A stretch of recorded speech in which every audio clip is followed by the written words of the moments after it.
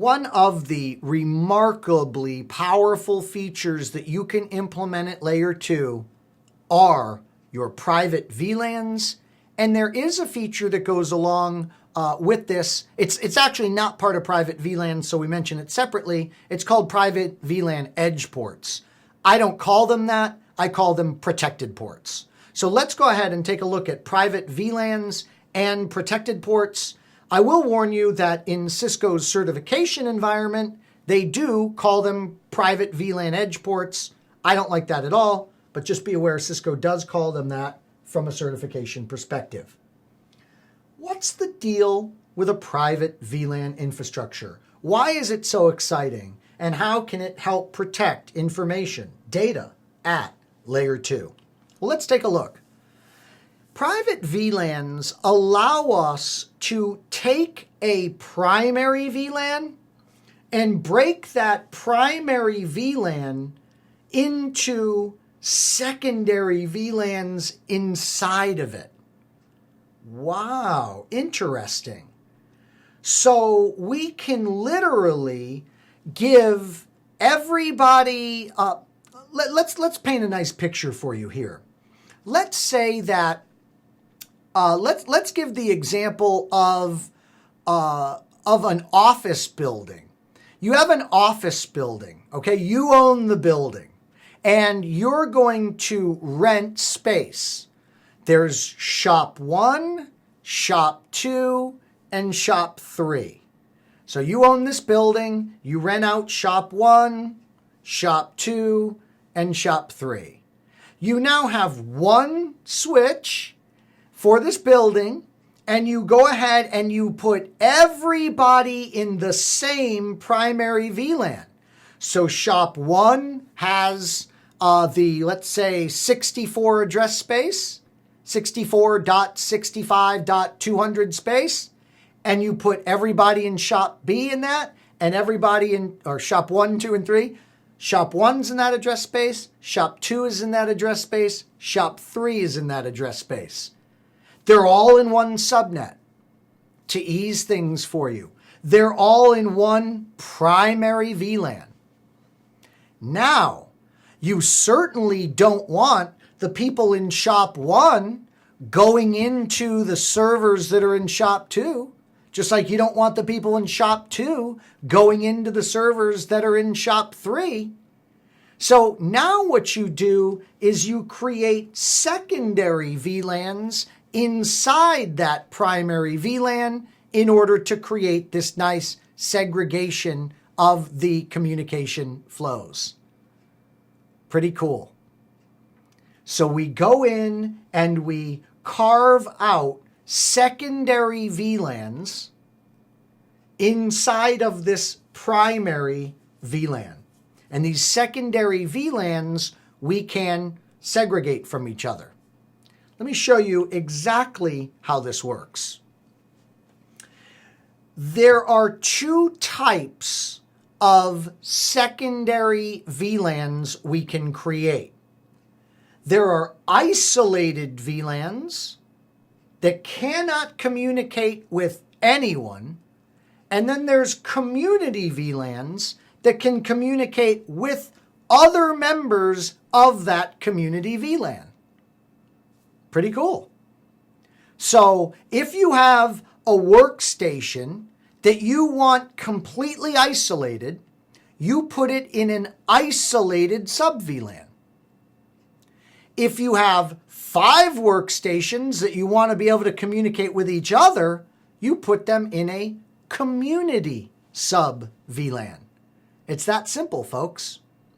Now, all these exist in the primary VLAN, and there needs to be a port that can communicate with all of these systems for when they all want to communicate to other devices.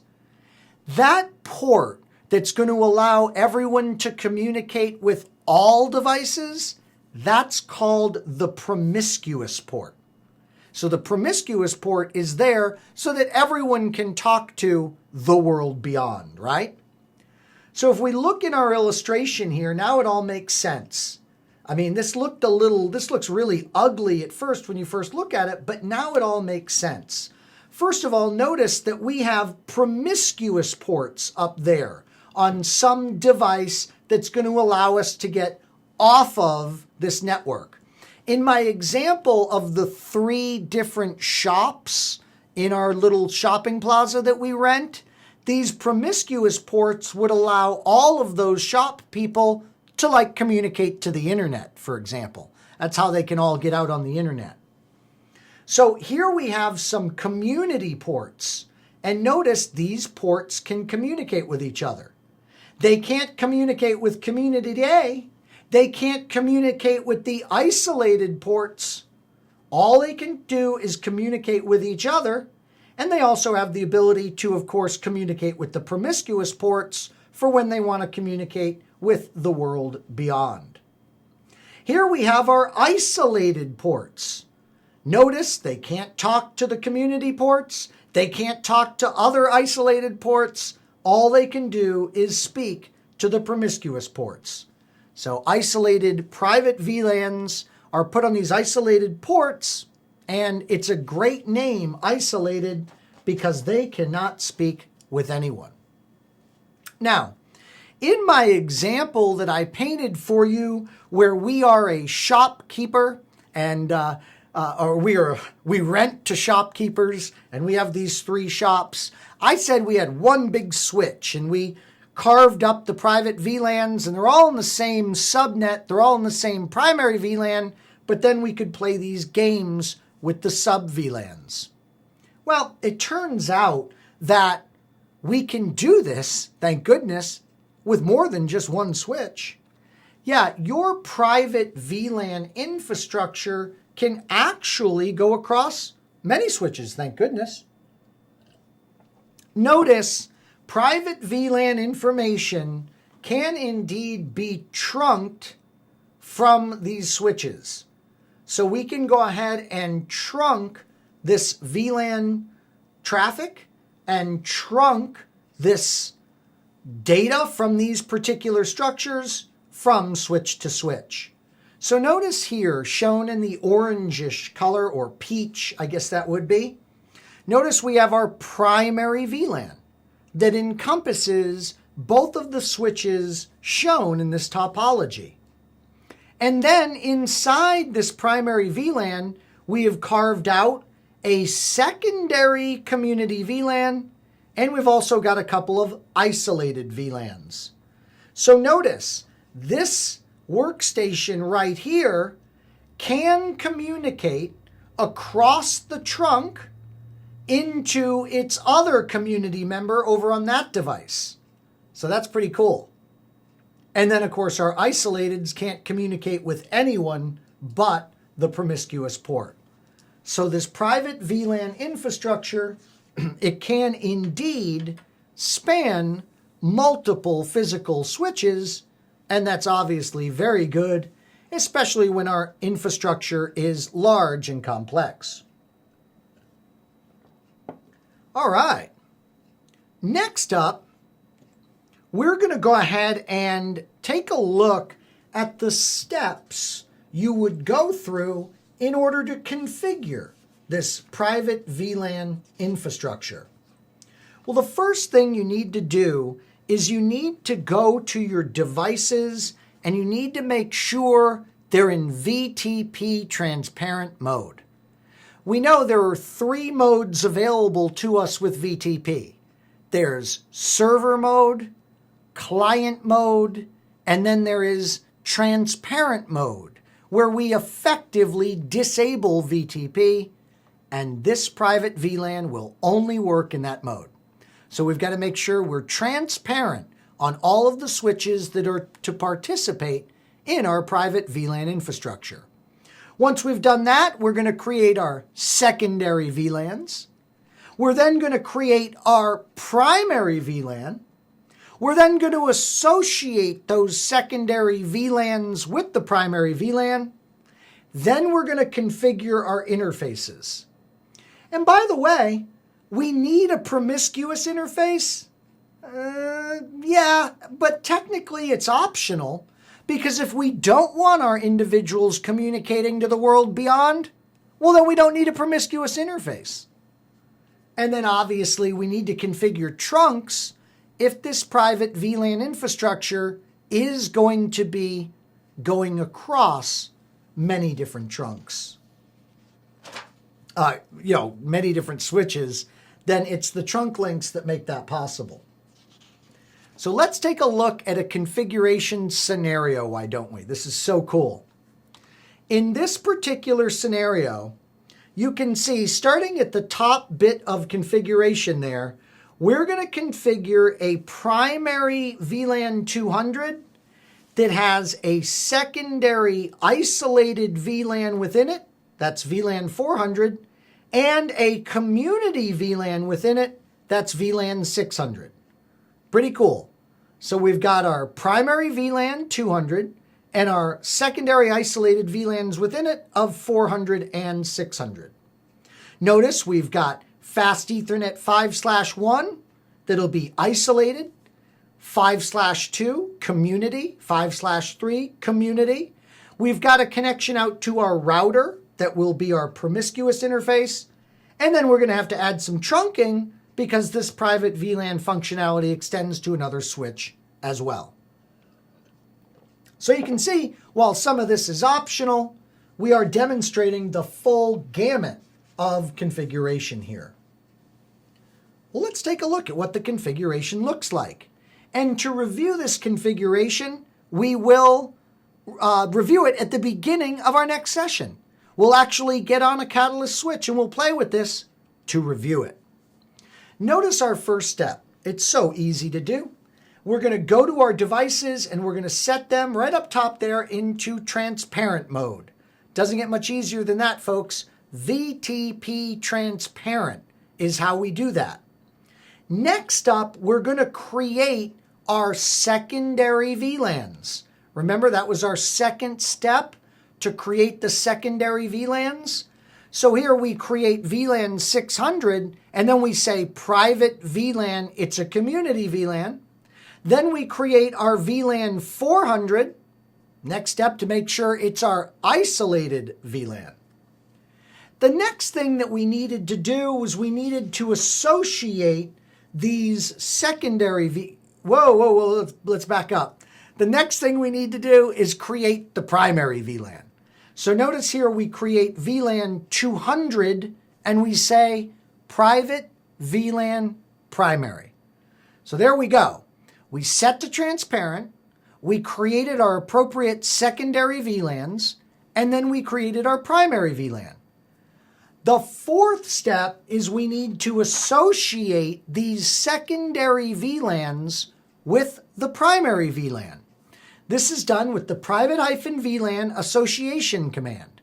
And notice we associate VLAN 400 and 600 with the appropriate primary VLAN. Great stuff.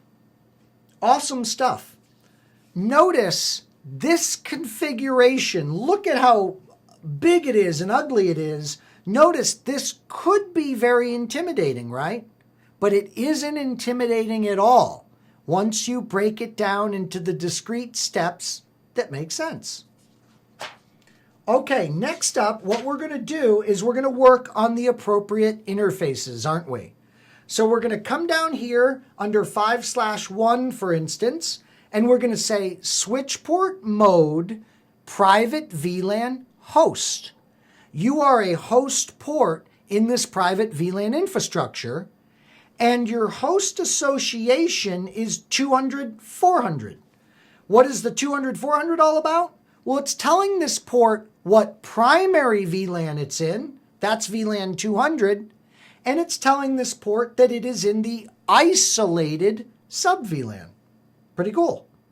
5-2 to 5-3, you are all in the primary VLAN of 200, and you're all in the community VLAN of 600. And then we have 5-4, the promiscuous port. That gets the command switch port mode private VLAN promiscuous, and then we go ahead and map all of the VLANs to it. We've got our primary VLAN of 200 and our secondary VLANs of 400 and 600. And that is how we create our promiscuous port that is technically optional, but since oftentimes you're going to need people to be able to communicate to the world beyond, you're going to have that promiscuous port. Now, if you do need to trunk this across to other devices, obviously you need to build your trunk link appropriately. Now, the great news is Cisco realizes this is a pretty robust configuration, so they give you very, very straightforward verification commands. For instance, show VLAN, private VLAN type, is a way we can just confirm that we've got the correct identifiers and that we've built the appropriate primary and secondary VLANs. You can say show VLAN private VLAN in order to confirm membership in a particular private VLAN.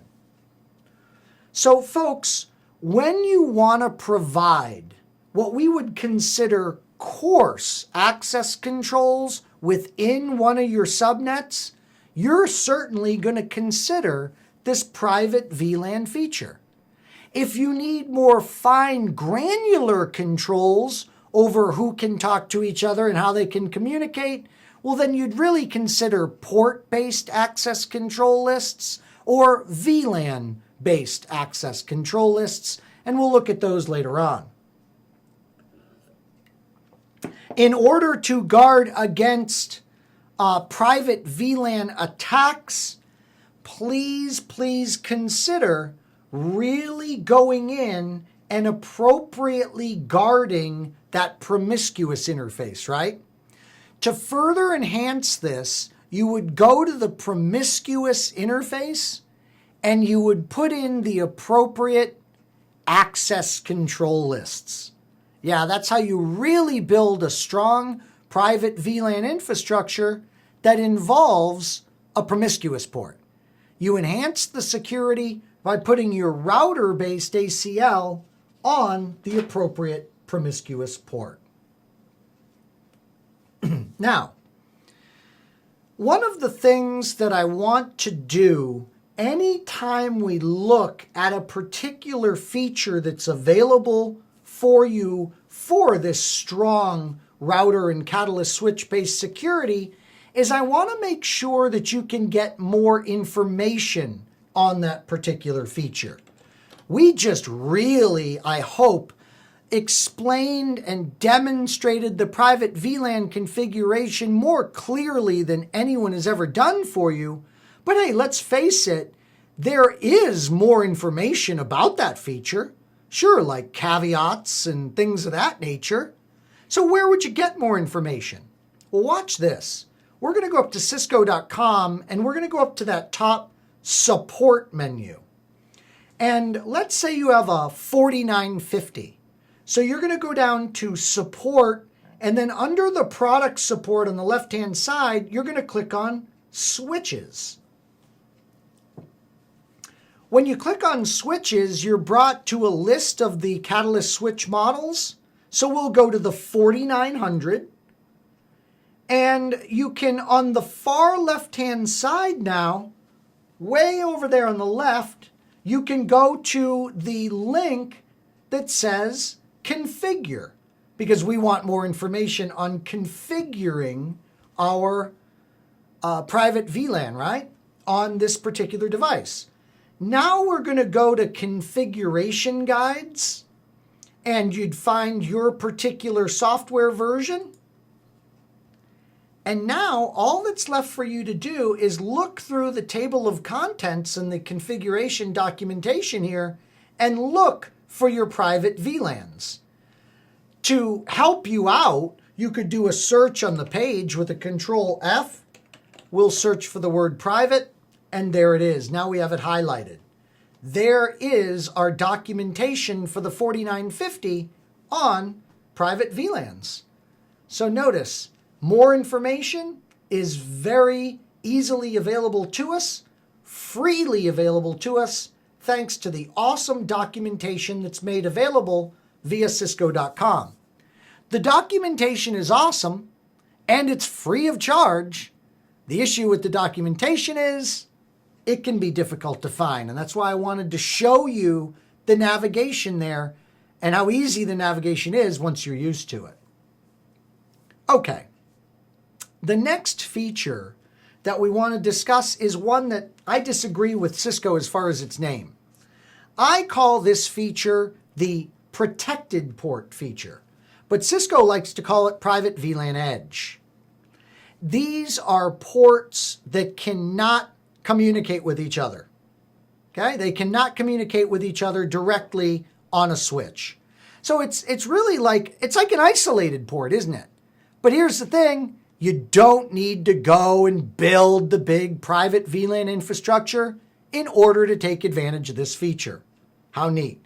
So it's a way to get isolated port type functionality on your device without going through all the labors of the private VLAN infrastructure. All we do is go to the ports that we don't want to be able to communicate, and we issue the switch port protected command. Now you can probably see why I, like others, want to call this simply the protected port feature, because the command is switch port protected. Now, to verify this, if you were to do a show interface switch port command, you would see it'll have either protected true or protected false to see if you're in this particular mode. Pretty cool. Now, there is something I need to warn you about with this in a production environment. The protected port feature will indeed prevent fast Ethernet 0/1 and 2 in our environment from directly exchanging information with each other, except if it's being flooded. To prevent them from flooding unknown transmissions to each other, you would need to use private VLAN edge or protected port functionality in conjunction with port blocking. Wow. So just keep in mind that you would want to further lock this down with the switch port block feature, in addition to switch port protected, to truly ensure that no traffic can flow between these ports.